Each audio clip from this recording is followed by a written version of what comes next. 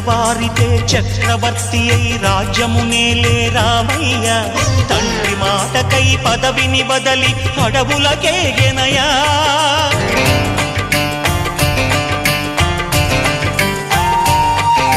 మహిలో జనులను కావగ వచ్చిన మహావిష్ణు అవతారమయ్య ఆలిని రక్కసుడపహరించితే ఆక్రోశించెనయా అసురుని త్రుంచి అమ్మను తెచ్చి అగ్ని పరీక్ష విధించెనయా సాగలి నిందకు సత్యము చాటగ కులసతినే విడనాడెనయ నా రాముని కష్టం లోకంలో ఎవరూ పడలేదయ్యా